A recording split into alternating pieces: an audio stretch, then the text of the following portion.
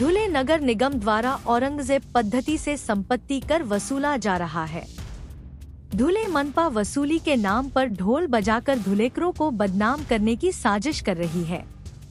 इसके विरोध में आज शिवसेना ठाकरे गुट ने धुले मनपा आयुक्त अमिता दगड़े पाटिल के घर के सामने ढोल बजाकर विरोध प्रदर्शन किया।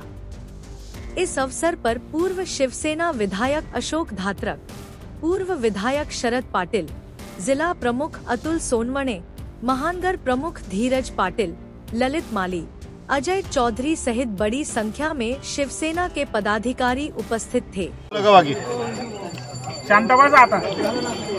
मधल्या काळामध्ये मालमत्ता कराची थकबाकी असल्यामुळे इथल्या आयुक्तांनी सामान्य नागरिकाच्या घरावर जाऊन ढोल बजाव आंदोलन केलं।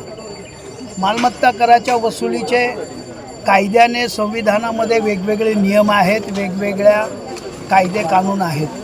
ते न करता सर्वसामान्य जनतेमध्ये एखाद्याच्या इज्जतीचे अब्रूचे लक्करे वेशीवर मांडण्याचं काम यांनी केलं।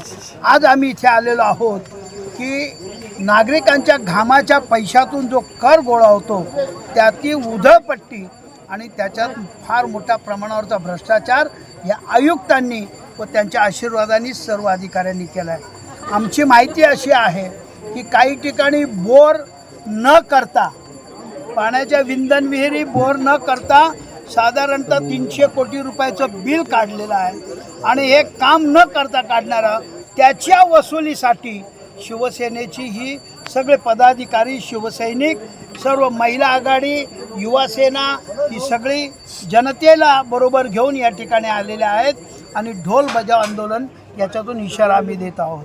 ड्यूटी पिरियड मध्ये